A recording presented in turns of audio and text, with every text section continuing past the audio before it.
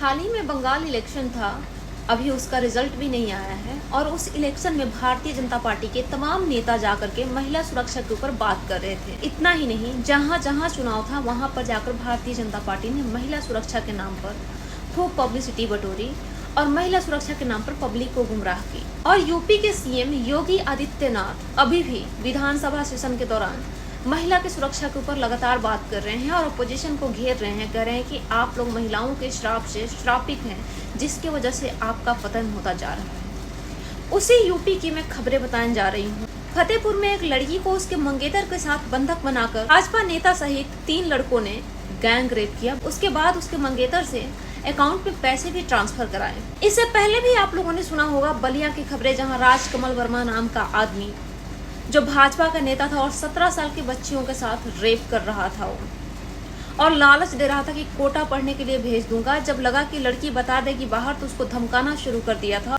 उसने कहा था कि स्टेट से लेकर सेंट्रल तक मेरी ही सरकार है, तुम कुछ नहीं उखाड़ पाओगी। वो इस तरह के टोन का यूज किया था। और अब फतेहपुर से खबरें आ रही है, जहां भाजपा नेता ही फिर से एक लड़की के रेप में शामिल है।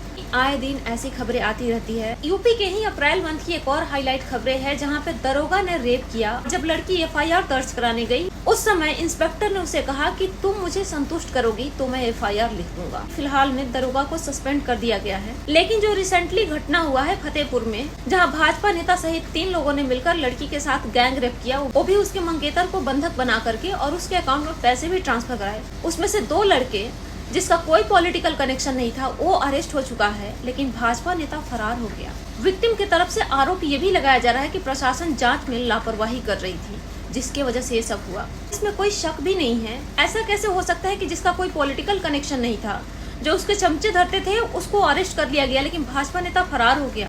तो कहीं न कहीं उसको बचाने की कोशिश तो हो रही है। जब इस बात पर हंगामा हुआ तो भाजपा नेता बबलू सिंह के ऊपर 1 लाख रुपए का इनाम घोषित किया गया है। ये उस राज्य में हो रहा है जिस राज्य के सीएम हमेशा महिलाओं के हित में बात करते हुए नजर आते हैं, हमेशा राम राज्य की बात करते हुए नजर आते हैं। और ये कोई 1-2 घटना नहीं है, ये सब हाईलाइट हुई घटनाएं हैं। यूपी में न जाने कितने क्राइम होते हैं जिसके रिपोर्ट तक दर्ज नहीं होते हैं, और प्रशासन इसी तरह से कहती है लड़कियों को कि तुम मुझे खुश करो तो मैं एफआईआर दर्ज करूंगा। इस तरह के आरोप यूपी पुलिस के ऊपर कितने बार लग चुका है, ये कोई फर्स्ट टाइम नहीं हुआ है। जब यूपी पुलिस के ऊपर मल्टीपल टाइम इस तरह के आरोप लग चुके हैं तो कहीं न कहीं बातों में सच्चाई तो है। लेकिन योगी बाबा जो महिलाओं के हित की बात करते हैं, या कोई मुसलमानों से जब गलती हो जाती है तो उसके घर पे बुलडोजर चलाने की बात करते हैं और चलवा भी देते हैं कई बार। तो सवाल ऐसे कंडीशन में हो रहा है योगी जी से कि आप इन महिलाओं को इंसाफ कैसे दिलाएंगे।